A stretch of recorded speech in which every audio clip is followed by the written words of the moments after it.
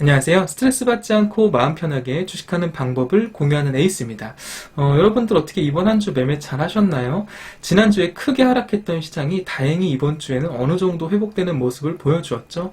그리고 한 가지 더, 어제 금요일날 증시에는 하나의 불안 요소였던 잭슨홀 미팅이 있었는데 연준의 의장인 제롬 파월이 역시 슈퍼 비둘기답게 온건한 메시지를 내주면서 미국 시장이 크게 상승을 하면서 마감되었습니다. 우리에게도 굉장히 안도감을 주는 뉴스였죠. 지난주 급락이 나올 때까지만 해도 온갖 부정적인 뉴스들이 시장에 가득했어요.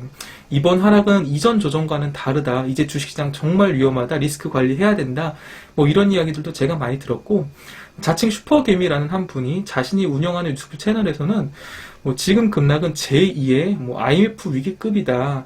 이제 대세 하락을 준비해야 한다. 이런 식의 말씀을 하시는 것도 들었습니다. 근데 그분이 이제 꼭 그렇다는 게 아니고 이럴 수도 있고 저럴 수도 있다. 이렇게 양다리를 다 걸쳐놔서 조금은 신뢰가 가지는 않았지만 어쨌든 슈퍼개미라고 하시는 분이 그렇게 말하는 것을 제가 들었습니다.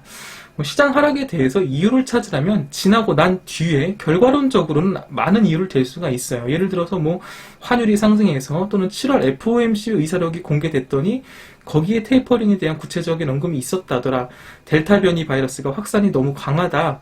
반도체 업황이 어쩌고, 북한발 지정학적 리스크가 어쩌고, 중국의 각종 규제 리스크가 어쩌고, 각국의 경제 성장률 목표치를 하향한다더라. 미국이 내려서, 중국이 내려서, 홍콩이 내려서, 대만이 내려서, 유럽이 내려서, 그래서 우리나라가 내린다. 각종 이유를 다 갖다 붙이죠. 그리고 결정적으로 내가 사서 내린다. 이런 이유까지 있고요. 시장의 하락 이유는 차고 넘칩니다. 그때마다 정확히 어떤 이유 때문인지 콕 집어 말할 수는 없지만 하락하고 난 뒤에 결과론적인 이유들을 다 갖다 붙인다라는 것이죠. 게다가 이런 여러 가지 복합적인 상황과 심리적인 지지라인까지 무너지게 되면 지난주와 같은 투매가 나오기도 하는 거거든요. 주식 전문가 중에 많은 분들도 제가 기사를 보니까 이번 하락은 기술적 반등이 나면 현금 비중을 높이고 관망하세요라는 입장을 밝힌 분들도 꽤 되더라고요. 물론 그것도 하나의 방법이 될 수는 있습니다. 그런데 결과는 아무도 모르는 거예요. 다 결과론적인 이야기입니다. 지난주 하락에 겁에 질려서 목요일, 금요일날 손절친 분들이 있다라고 한번 해봅시다. 그분들 이번 한 주가 아주 괴로웠겠죠. 거의 V자로 반등이 나왔거든요. 그럼 그런 분들이 보기에 반등이 다시 나온다고 매수를 할 수 있을까요? 매수 버튼에 손이 잘 안 갑니다. 왜냐하면 한번 급락을 경험하면 내가 지금 샀다가 또 그런 급락이 나오면 어쩌지 하는 공포감이 있기 때문에 절대 쉽게 매수하지 못해요. 그러니까 당장의 내일의 주가는 아무도 모르고 결국 우리는 선택을 해야 한다는 것이죠. 이렇게 내려왔으니까 팔아야 되나 아니면 버텨야 되나 이런 계속의 선택의 순간의 연속이다라는 것이죠. 이번 영상에서는 제가 종목 추천이나 섹터 이야기는 안 할게요. 이 부분은 제가 바로 다음에 따로 영상을 제작하도록 하고, 이 영상에서는 단순히 종목 한두 개 추천하는 것보다 훨씬 중요한 사실 한 가지를 이야기하고 마칠까 합니다. 이 이야기는 특히 주식 경력이 얼마 안 되시는 분들이 꼭 기억하셨으면 하는 이야기입니다. 무슨 이야기냐면 주식시장에 대한 관점을 이제는 새롭게 세팅해야 한다라는 거예요. 작년 주식시장은 그야말로 역대급이었습니다. 종합지수가 저점 대비 고점이 거의 2배가 올랐죠. 2000년대 이후 이렇게 1년도 안 돼서 종합지수가 2배 오른 적이 딱 2번 있었는데요. 한 번은 2008년, 2009년 금융위기 때이고 또 한 번이 작년 시장입니다. 그러니까 2009년에 종합지수가 890대까지 떨어졌다가 1680대까지 2배 올랐고, 작년에도 코로나 발발로 1400까지 떨어졌던 종합지수가 2800까지 올랐으니 정확하게 2배가 오른 거죠. 이 말은 바꿔 말하면 작년 주식시장의 변동폭은 금융위기나 전 세계적인 팬데믹 같이 아주 특수한 상황에서는 나올 수 있는 퍼포먼스였다라는 것입니다. 우리가 어떤 놀라운 일을 볼 때 이건 진짜 10년에 한 번 나올까 말까 한 일이다 라는 관용구를 사용하잖아요. 근데 작년 주식시장이 정말 그랬어요. 말 그대로 10년에 한 번 나올까 말까 한 그런 시장이었던 겁니다. 그런데 작년 코로나 이후에 주식을 시작하신 분들, 혹은 예전부터 주식을 하긴 했지만 대충 하다가 작년부터 본격적으로 시장에 참여하신 분들, 제 주변에도 굉장히 많거든요. 특히 정말 주식과는 거리가 멀 것 같은 제 친구놈도, 그리고 주식하는 사람들을 싸잡아 욕하던 사무실 형님도 다 코로나 사태 이후에 올해 주식시장에 뛰어들었어요. 이런 분들이 보기에는 작년 주식시장이나 올해 주식시장이 마치 일반적인 시장처럼 생각할 수가 있다라는 것이죠. 아, 주식은 원래 사면 오르는 거구나. 주식시장이 원래 이렇게 시원하게 쭉쭉하고 변동성도 크구나. 이렇게 생각을 하게 되는 거고, 또 이런 걸 기대하고 주식을 시작하신 거란 말이죠. 근데 바로 여기서 그 생각을 버리셔야 합니다. 주식시장은 원래 그런 게 아니라는 것을 분명히 아셔야 돼요. 여러분, 작년 시장이 이상했던 겁니다. 비정상적이었던 거예요. 작년 시장이 당연한 게 절대 아닙니다. 작년 같은 시장은 10년에 한 번 나올까 말까의 시장이었어요. 주식을 하시면서 그 기준을 작년 시장과 올해 시장으로 삼으시면 절대로 안 됩니다. 그럼 여러분들은 굉장히 큰 착오를 하면서 주식을 시작하시는 거예요. 작년에 주식으로 수익 많이 내신 분들 있을 거예요.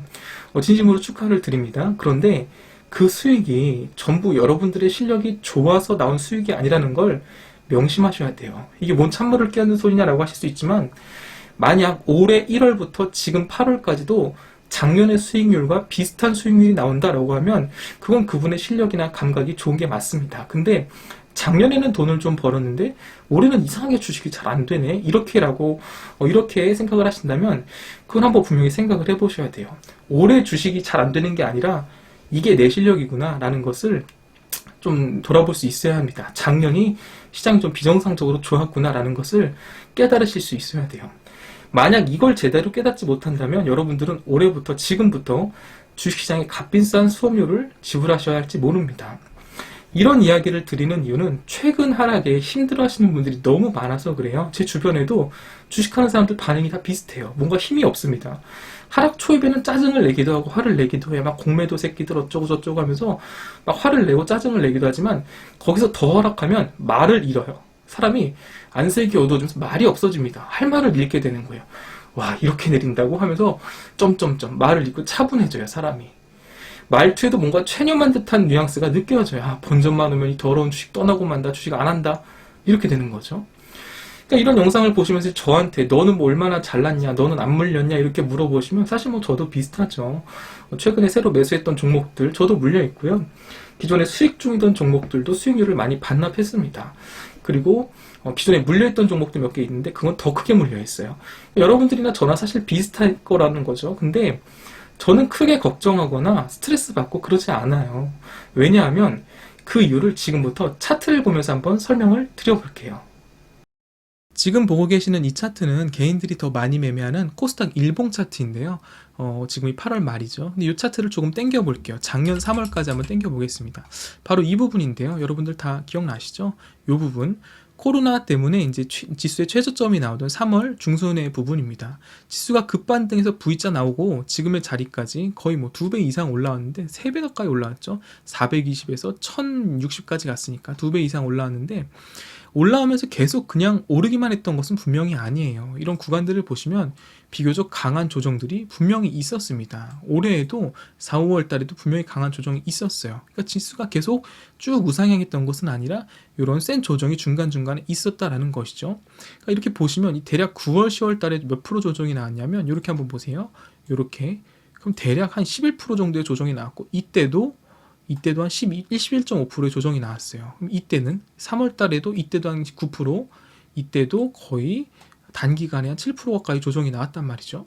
이번에 조정은 몇 프로였냐? 이번에 조정도 한 9% 정도의 조정이 나왔던 거예요. 그러니까 이 코스닥 차트를 한번 주봉으로 볼게요. 주봉으로. 이렇게 주봉으로 보시면 이 부분이 아까 그 코로나 저점 부분이잖아요.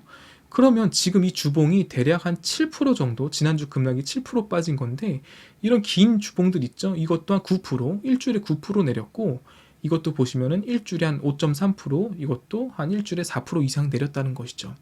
여러분, 제가 이런 이야기를 왜 할까요? 지금 이 주봉을 보면서 여러분들 뭐 눈에 들어오시는 게 없을까요?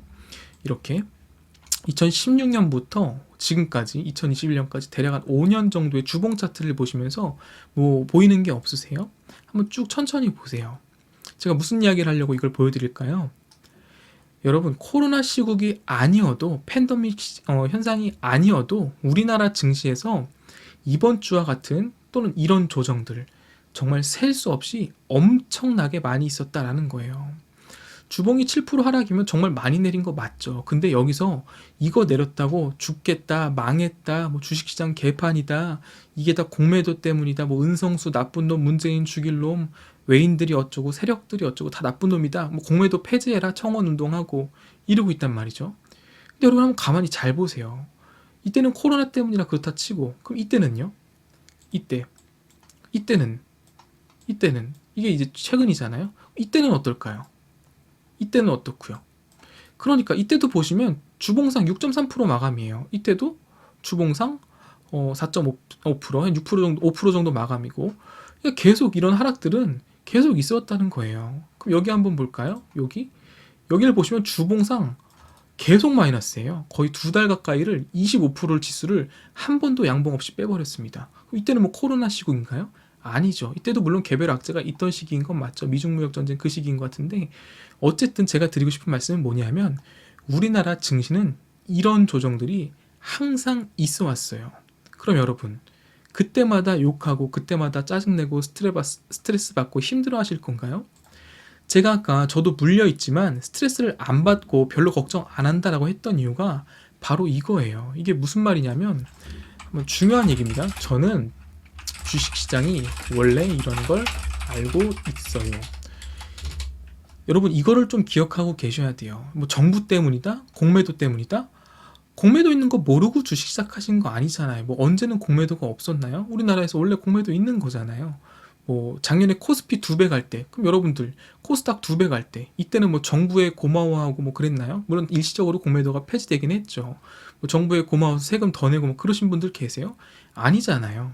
그러니까 제가 드리고 싶은 말씀은 이게 수익 날 때는 신나죠. 기분 좋고 내가 주식 잘하는 것 같고 뭐 내가 전문가라도 된 것 마냥 막 우쭐하고 그러죠. 그러다 지수 조금 내리면 온갖 짜증을 내요. 공매도 탓이네, 정부 탓이네, 이러고 계시지 않냐라는 것이죠. 여러분 이렇게 주식하면 스트레스 받을 수밖에 없습니다. 짜증이 날 수밖에 없어요.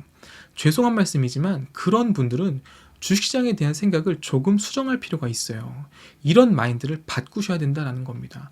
주식시장 미쳤냐, 이거 왜 이러냐, 이게 아니라 주식시장은 원래 이런 곳이다라는 것을 인정하고 넘어가야 합니다.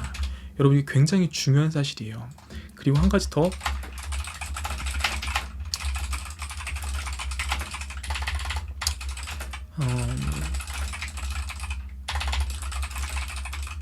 네, 수익을 내는 건 내가 잘해서도 있지만 시장이 주는 선물이라고 생각하는 것이 훨씬 좋습니다. 영화 타짜를 다 보셨는지 모르겠는데 거기에 보면 이제 우리 곽철영 형님께서 고니에게 야, 이 바다 겸손해야 한다라고 말하잖아요. 그때 이제 고니가 멋있게 평생 그렇게 겸손하게 살라고 하는데 저는 그 말이 좀 와닿았어요. 주식시장이 딱 그렇거든요. 여러분 주식시장은 평생 겸손하게 살아야 합니다. 여러분들이 고니처럼 조승우처럼 최고의 타짜, 최고의 트레이더가 아니라면 정말 우리 시장 앞에 겸손해야 돼요. 내가 잘해서 수익 낼 수도 있겠죠. 하지만 우리가 내는 수익의 7, 80% 이상은 저는 시장이 주는 선물이라고 생각을 하는 편입니다.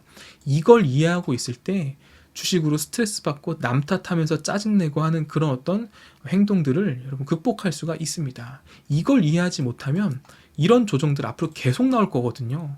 이거 그 V자 반응 나왔잖아요. 또 조정할 수도 있어요. 그건 아무도 모르는 겁니다. 그리고 한 달 뒤, 2달 뒤 얼마든지 이런 조정은 계속 나올 수 있어요. 그때마다 그럼 여러분 스트레스 받고 힘들어 하시고 남 욕하고 그러실 건가요? 그러니까 여러분들 이 생각을 조금 새롭게 하시는 게 좋습니다. 특히 주식시장을 시작하신 지 얼마 안 된 분들 있죠. 주식시장은 원래 이런 곳이다라는 것을 인정하는 것이 마음이 편해요. 그럼 앞으로의 시장은 어떻게 매매하는 게, 이 얘기만 하고 마칠게요. 영상이 자꾸 길어져서 이 얘기만 하고 마칠게요. 작년 시장과 같은 장세를 유동성 장세라고 불러요. 이거 많이 들어보셨죠? 유동성 장세는 다시 말하면 금융 장세입니다.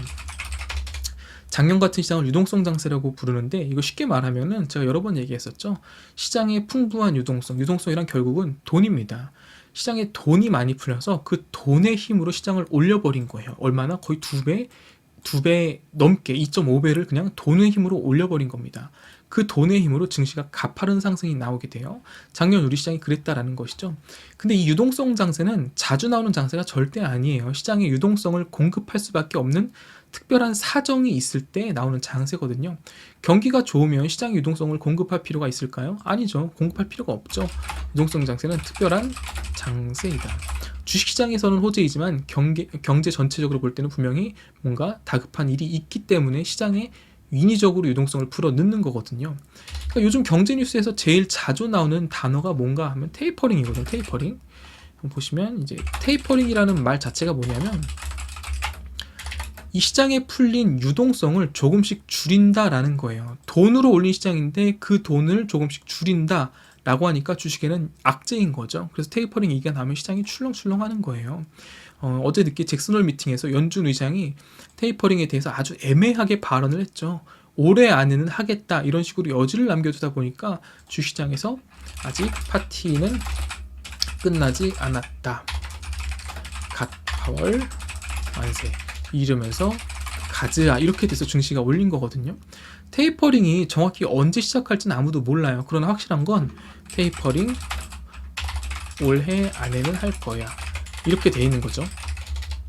그 말은 이제 유동성 장세의 끝이 보인다라는 걸 의미합니다. 그럼 보세요. 이제 유동성 장세의 끝이 보인다. 그럼 우리 이제는 뭘 준비해야 하냐라는 것이죠. 유동성 장세 이후의 시장은 어떻게 움직일까? 무슨 장세가 올까? 테이퍼링으로 유동성이 끝나니까 주식시장 폭망이니까 팔고 튀자 이래야 할까요?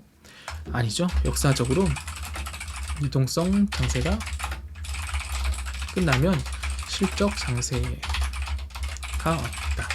이것을 좀 여러분 기억하셔야 됩니다. 이게 듣기에 따라서는 굉장히 당연한 이야기 같은데 잘 생각해보면 꽤나 중요한 이야기예요. 원래 주식시장은 실적 좋은 종목이 가는 게 당연한 거잖아요. 근데 사실 따지고 보면 작년에는 안 그랬어요. 작년은